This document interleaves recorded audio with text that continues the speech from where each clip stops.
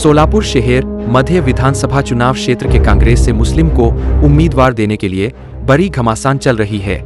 इस क्षेत्र में मुस्लिम अल्पसंख्यक समाज की संख्या ज्यादा रहने से कांग्रेस पार्टी से मुस्लिम उम्मीदवार देने के लिए मांग हो रही है। इसके लिए कांग्रेस पार्टी से इच्छुक उम्मीदवारों का ग्रुप बना हुआ है। यही ग्रुप के माध्यम से कांग्रेस के वरिष्ठों का ध्यान लाने के लिए अनेक कार्यक्रमों का आयोजन किया जा रहा है। इस कार्यक्रम में केवल मुस्लिम को उम्मीदवारी देने की मांग पकड़ी जा रही है। कल सोलापुर के ताज कंपाउंड में हुए कार्यक्रम के दौरान सभी इच्छुक उम्मीदवारों की मौजूदगी वहां पर थी। इस वक्त कांग्रेस के पूर्व महापौर आरिफ शेख, शौकत पठान, राष्ट्रवादी कांग्रेस के लीडर तौफीक पहलवान, हाजी एमडी शेख, रियाज हुंडेकरी, शकील मौलवी और बहुत सारे लोग इस कार्यक्रम में मौजूद थे। कार्यक्रम के दौरान हाजी एमडी शेख इन्होंने क्या कहा, आप पूरा वीडियो देख सकते हैं। ब्यूरो रिपोर्ट, जम न्यूज इंडिया। हाजी एमडी शेख, अध्यक्ष ऑल इंडिया मुस्लिम विकास परिषद। पिछले 41 साल से मैं पत्रकारिता में काम करता हूं। अखिल भारतीय मराठी पत्रकार परिषद का मैं अध्यक्ष बोलकर काम करता हूं। 5252 पत्रकारों का नेतृत्व करता हूं। हमारे भारत देश को आजादी मिलकर के तमाम मुसलमानों ने आज तक कांग्रेस पार्टी को बहुत बड़ा बनाया, लेकिन कांग्रेस पार्टी ने हमेशा एक ही लफ्ज उनका वापर किया, अगर मुसलमान घर के बाहर निकलकर कांग्रेस को वोटिंग नहीं किया तो भारतीय जनता पार्टी हुकूमत करेगी। सन 2014 में मुसलमानों ने अपनी पीठ फिराई। उस वक्त कांग्रेस पक्ष, भारतीय जनता पक्ष सत्ते पे आया।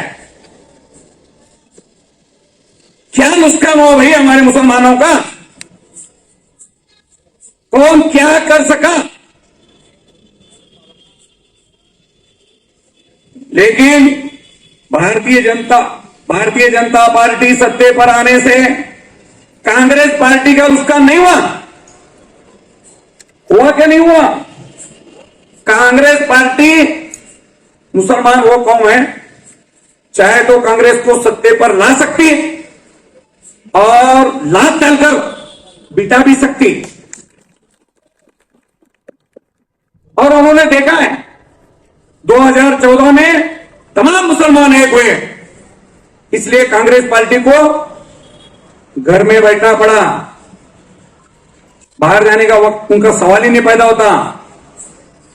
मुसलमानों का क्या नुकसान हो बोलो? सरकार कोई भी हो, अगर हमारा लीडर मजबूत है और हमारी कौम अगर एक है तो इंशाअल्लाह ताला कोई भी काम अपना अधूरा नहीं रहता और कोई भी काम को रुकावट करने में हिम्मत कोई भी सरकार की नहीं है। मैंने ये भारतीय जनता पक्ष के सरकार में से अभी 4 महीने में 10 कानून बनाया, 10। मेरे पास सबूत है पूरे। कांग्रेस पार्टी हमेशा, अभी हमारे कुछ लीडर ने बोले, शकील हमारे मौलवी ने बोला 11 लोग हैं, लेकिन इस साल इस मर्तबा 11 नहीं 12 लोगों ने उम्मीदवारी मांगी है। 12 में मैं है। ये ठीक है? ये शौकत पठान ने यादी बनाई। 10 तारीख को दोपहर को 3:15 बजे मेरी मुलाकात हुई कांग्रेस पार्टी में। उसके बाद 11 लोगों की लिस्ट बनाई, उसमें मेरा नाम नहीं है। इसलिए 11 लोग का मैं कुछ बोल ही नहीं सकता 11 लोगों के बारे में। कौन क्या करे, सोलापुर शहर के लिए कौन क्या करना चाहता है और कौन क्या करे, ये सब लोग अपने आंखों से देखे हुए। सोलापुर में 4 महापौर बने मुसलमानों के। एक हमारे यहां भी है, हरीफ भाई भी यहां थे। सोलापुर का कितना विकास हुआ और समाज का कितना विकास हुआ, ये आप लोगों को मालूम है।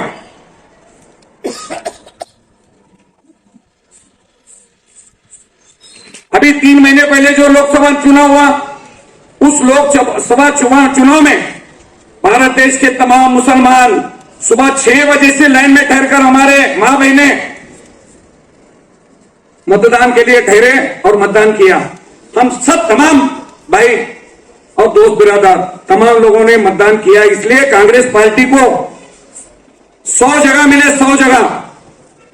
और जो भारत देश के पंतप्रधान नरेंद्र मोदी और उनकी जो टीम बोल रही थी अब की बार 400 की पार, तो उनको रोकने का काम सिर्फ और सिर्फ मुसलमानों ने किया है। वो मुसलमान है, मुसलमान ताकत रखता है क्योंकि मुसलमान सिर्फ और सिर्फ अल्लाह को डरता है। आज ये मुसलमानों के एक ही की वजह से पंतप्रधान नरेंद्र मोदी अकेले के दोनों पैर पर से नहीं ठहरे, उनको दूसरों के कुबड़े पर ठहरना पड़ा। वो रहता ना हमारे हैंडीकैप भाई को हाथ में लकड़ी लेना पड़ता है, उसी मुताबिक नरेंद्र मोदी जी को दोनों तरफ 2 लकड़ी लेकर ठहरना पड़ा, चंद्रबाबू नायडू और नीतीश कुमार। अगर उनकी साथ जब भी खत्म हो जाएगी तो इंशाल्लाह उनको नीचे आना पड़ेगा। और रही बात हमारे अभी परिणीति शिंदे साहब ताई हमारे को पूछते नहीं, ये मौलवी ने बोला बिल्कुल करेक्ट है, मैं सहमत हूं इससे। उनका कहना ऐसा है अगर कोई मुसलमान का नाम लेकर लेंगे तो हमारे हिंदू के वोट जाते। ले लो, मुसलमानों को भीख क्यों मांगते तुम? मुसलमानों को भीख मत मांगो ना। मुसलमानों को भीख मांगने के लिए उनको शर्म नहीं आती? मुसलमानों का नाम अगर लेंगे तो तुम्हारे वोटिंग कम होते। देखो ये पिछले, मैं 1-2 मिनट के अंदर बोलता हूं, ज्यादा वक्त लेता नहीं। अभी 23 मई को महाराष्ट्र के सरकार ने जो आने वाला सिलेबस है ना अपना एजुकेशन का सिलेबस, इयत्ता 3री से लेकर 12वीं तक का सिलेबस, आपको पता है वो उसमें उन्होंने मनुस्मृति लाए थे। मनुस्मृति, मनुस्मृति का अर्थ मालूम है भाई आपको? किसी को मालूम है मनुस्मृति का मतलब? मालूम है क्या किसी को?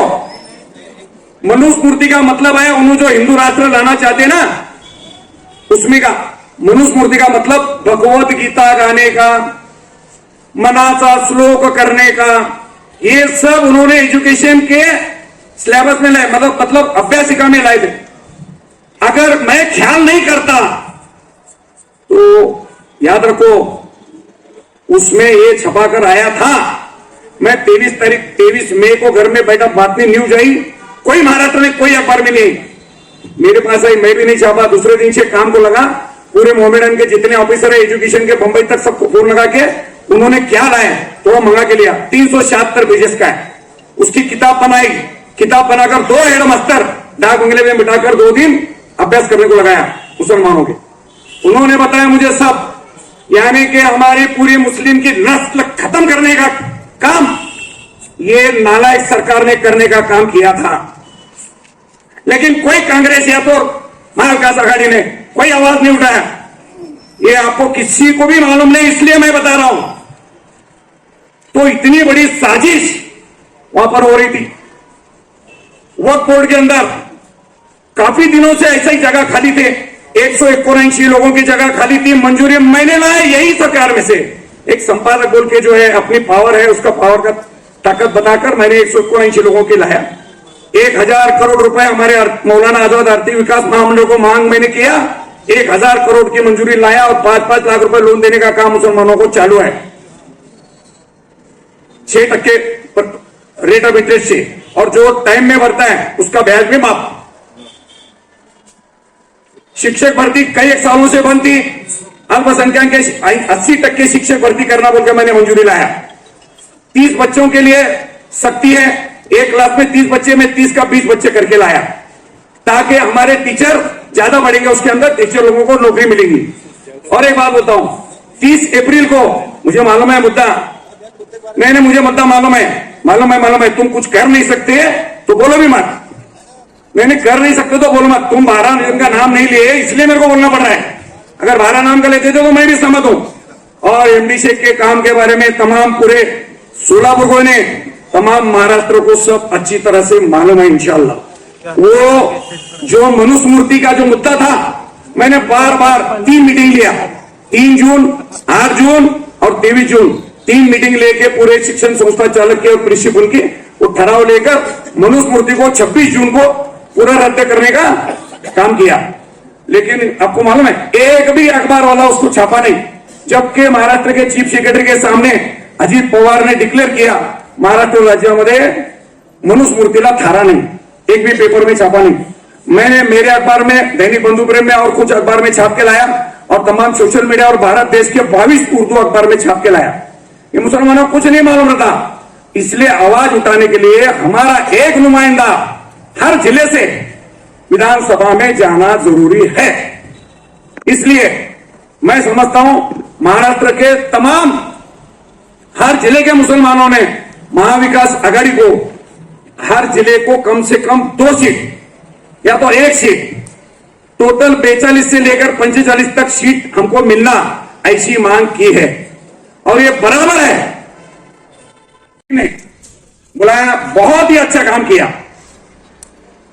मंच पे भी तमाम सोलापुर शहर के जाने माने लोग बैठे हैं, सामने तमाम मेरे भाई और हमारे मीडिया वाले पत्रकार लोग भी बैठे हैं। अगर कल हो या परसों तक सोलापुर में अगर 2 सीट, शहर मध्य और दक्षिण सोलापुर में अगर जाहिर नहीं करते, 2 मुसलमानों को उम्मीदवारी अगर नहीं देते हैं, तो इंशाअल्लाह ताला आने वाले 25 तारीख को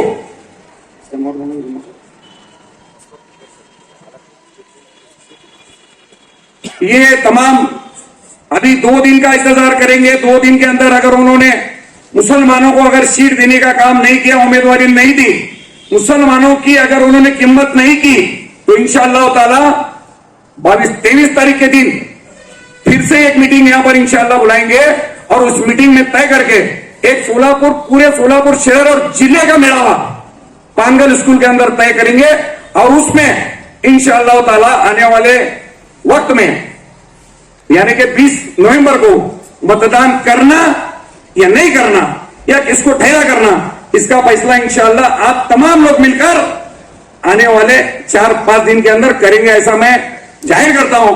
और मुझे बोलने का मौका दिया और तमाम लोगों ने खामोशी से सुना।